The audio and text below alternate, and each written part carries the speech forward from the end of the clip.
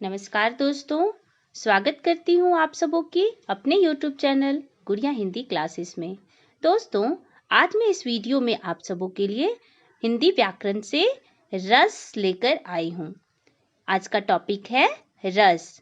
रस के प्रकार, रस के तत्व और रस के अस्थायी भाव। आज इस टॉपिक के ऊपर चर्चा करने जा रही हूँ। आप सारे बच्चों के लिए यह बहुत ही इम्पोर्टेंट टॉपिक है। क्लास 10वीं के लिए तो बहुत ही ज़्यादा इम्पोर्टेंट है, क्योंकि क्लास 10 में रस का टॉपिक इस बार आ रहा है। तो आप लोग सभी बच्चे ध्यानपूर्वक सुनिए, देखिए और इस पाठ को बहुत ही अच्छे से समझने का प्रयत्न कीजिए। तो चलिए चलते हैं। सबसे पहले रस की परिभाषा जानते हैं कि रस किसे कहते हैं। किसी वाक्य को सुनकर या किसी दृश्य को देखकर जो अनुभूति होती है उसे ही रस कहते हैं। किसे कहते हैं?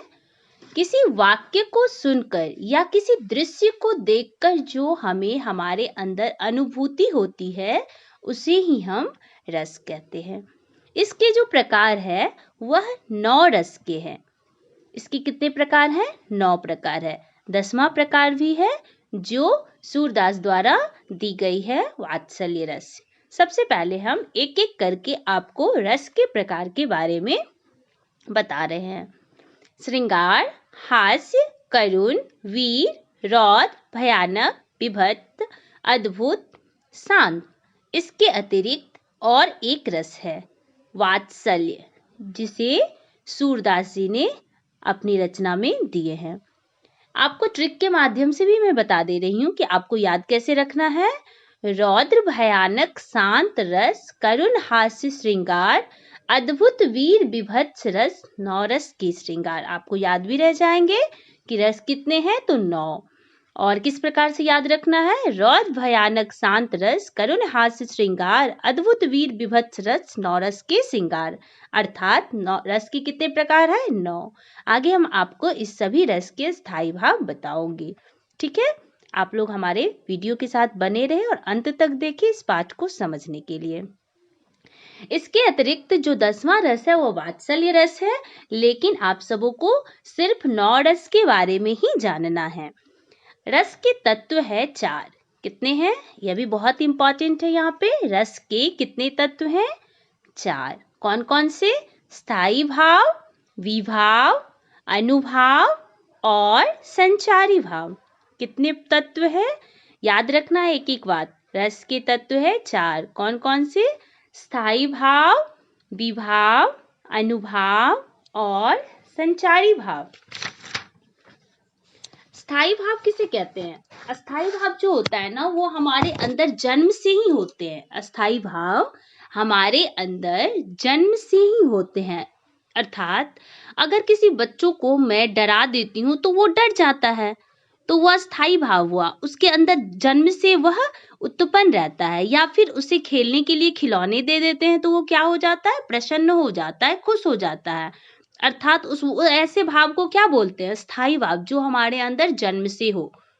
ठीक है, मैं उम्मीद कर रही हूँ कि आपको समझ में आ रहा है। अब मैं आप सबों को बता दे रही हूँ कि जो अस्थायी भाव है सभी रस के, मैं 9 रस के स्थायी भाव को बताने जा रही हूँ। यह बहुत इंपॉर्टेंट है और सारे एग्जाम में, चाहे वो 10वीं की एग्जाम हो या कोई भी ऐसा ये एग्जाम में, इससे 1-2 प्रश्न जरूर आ जाते हैं। श्रृंगार के अस्थायी भाव क्या होते हैं? रति। आपको याद रखना है, श्रृंगार के स्थायी भाव रति। मैं एक साइड रस लिखी हूँ और दूसरी तरफ क्या है? उसके अस्थायी भाव है। श्रृंगार के रति। हास्य, हस, करुण, शोक, वीर, वीर, रौद्र, क्रोध, भयानक, भय, विभत्स, जुगुप्सा, अद्भुत, विस्मय, शांत, निर्वेद। यह आपको याद रखना है। ठीक है, आपको ये याद रखना है कि अस्थायी भाव, जितने भी रस है उसके अस्थायी भाव क्या है और अस्थायी भाव को आप किस प्रकार से पहचानेंगे। कैसे आपको कोई भी दोहे में या कोई भी ऐसा वाक्य में जहाँ पे आपको पहचानना हो कि यहाँ पे कौन सा वाक्य रस कौन सा रस वहां पे हो सकता है, तो उसको पहचानने के लिए आपको क्या याद रखनी होगी? अस्थाई भाव। ठीक है, आपको क्या याद रखनी होगी? स्थाई भाव। और स्थाई भाव क्या है? श्रृंगार का रति, हास का हास, करुण का शोक, वीर का उत्साह, रौद्र का क्रोध, भयानक का भय, विभत्स और अद्भुत का विस्मय, शांत का निर्वेद। तो आपको ऐसे याद रखना है समझने के लिए भी, और याद रख करके आगे कोई भी एग्जाम में आपसे पूछा जाए इसके स्थाई भाव तो आपको बताना है। अब मैं आपको स्थाई भाव बता दी हूँ। दूसरा विभाव के बारे में बताने जा रही हूँ।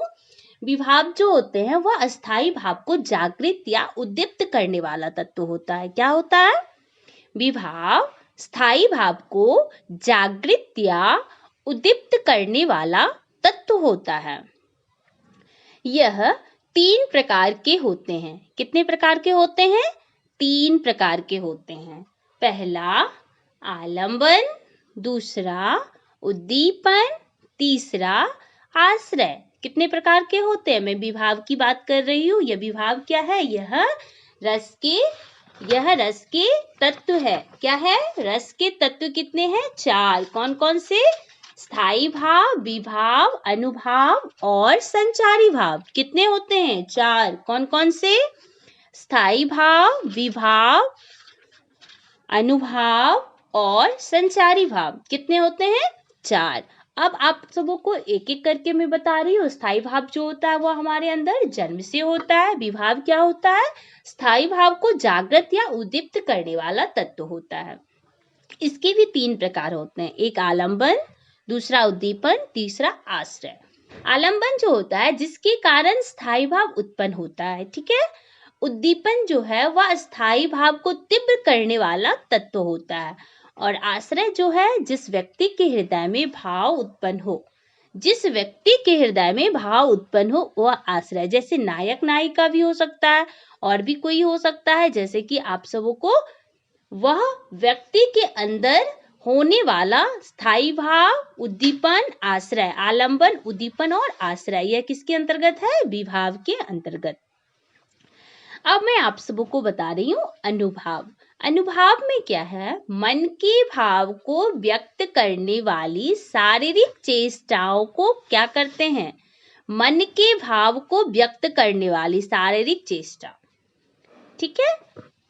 अब देखते हैं कि यह क्या है। जैसे इसके भी 2 प्रकार होते हैं। एक तो कसिक और दूसरा सात्विक। अनुभाव के अंतर्गत कसिक में क्या होता है? जो जानबूझकर की गई हरकत होती है। अनुभाव के अंतर्गत क्या है? मन के भाव को व्यक्त करने वाली शारीरिक चेष्टा।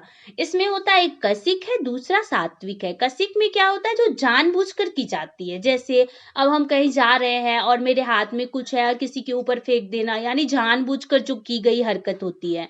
ठीक है, वह कसिक होता है। दूसरा क्या होता है? सात्विक। सात्विक में क्या होता है? वह अपने आप होने वाली हरकतें हैं।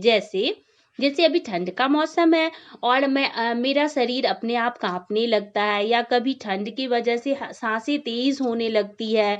तो यह सब हरकतें जो सात्विक है, यानी कि जो अपने आप होने वाली है, वह किसके अंतर्गत आ रही है? आपको यह ध्यान रखना है। अनुभाव के भी 2 प्रकार है। ठीक है, एक कसिक, दूसरा सात्विक। कसिक में क्या होता है? जो जानबूझकर की जाती है। किसी को मार देना, किसी के ऊपर कुछ फेंक देना, कसिक में जानबूझकर की गई हरकतें। और सात्विक में अपने आप होने वाली हरकतें। जैसे शरीर ठंड के मौसम में शरीर कांपने लगती है, तो अपने आप ठंड को महसूस करके हमारा शरीर जो है वह कांपने लगता है। या फिर हम तेज गति में, तीव्र गति में कोई काम करते हैं तो हमारी सांसें जो है वो तेज हो जाती है। इसकी संख्या कितनी है? 8। आपको याद रखना है। सात्विक की संख्या कितनी है? 8। और इसी प्रकार से मैंने आप सबको स्थाई भाव भी बताया है। अस्थाई भाव के कुल प्रकार कितने हैं? 9। कितने हैं? 9, क्योंकि यहाँ पे जितने भी रस है उसकी स्थाई भाव बताई जाती है। विभाव की संख्या कितनी है? 3। आलंबन, उद्दीपन और आश्रय। अनुभाव की संख्या कितनी है? 2। कसिक और सात्विक। अब मैं अंतिम और लास्ट संचारी भाव के बारे में बताने जा रही हूँ। संचारी भाव क्या है? जो भाव मन में थोड़े समय के लिए आते हैं। संचारी भाव में क्या होता है? जो भाव मन के अंतर्गत थोड़े समय के लिए आते हैं और स्थायी भाव को पुष्ट करके गायब हो जाते हैं, जैसे चिंता, शंका, गर्व, आलस्य, यह सब क्या है? संचारी भाव है। क्या है? संचारी भाव है और इसकी संख्या है 33। कितनी है इसकी संख्या? यह क्वेश्चंस आते हैं, बहुत इंपॉर्टेंट है कि संचारी भाव की संख्या कितनी है? 33। ठीक है, आपको याद रखनी है आप सबों को। जो भाव मन में थोड़े समय के लिए आते हैं, जैसे कोई ऐसा कार्य होता है जिसमें हमें चिंतित कर दे, जिसके लिए मैं बहुत ही चिंताग्रसित हूँ, तो उस समय के लिए जो पल के लिए मेरे मन के अंतर्गत वह भाव उत्पन्न होते हैं, उसे क्या कहते हैं? संचारी भाव। इसकी संख्या कितनी है? 33। सिर्फ चिंता ही नहीं, शंका भी होता है, गर्व भी होता है, आलस्य भी होता है। इसी प्रकार से इसकी संख्या कितनी है? 33। ठीक है, मैंने आप सबों को रस के बारे में बता दिया है। अब आप सबों के लिए रस से संबंधित जो भी प्रश्न बनते हैं, इस वीडियो को पहले देख लीजिए, आप लोग अच्छे से समझ लीजिए और उसके पश्चात आपके मन में कोई भी प्रश्न आए, आप हमें कमेंट करके बताएं, क्योंकि मैं कक्षा 10वीं के लिए यह टॉपिक बनाई हूँ और कक्षा 10वीं के सभी बच्चे इसे जरूर देखें। हमारे चैनल को सब्सक्राइब भी कर लीजिए ताकि आने वाले सब वीडियो आप तक पहुँच सके। और बच्चों, आप सबों को जो भी वीडियो चाहिए हमें कमेंट करके भी बताइए ताकि मैं उसके ऊपर चर्चा कर सकूँ। रस जो है बहुत ही इम्पोर्टेंट टॉपिक है और मैं इस वीडियो में आप सबों को रस के बारे में अच्छे से बता दी हूँ। आप सभी हमारे चैनल को सब्सक्राइब कर लें। धन्यवाद दोस्तों।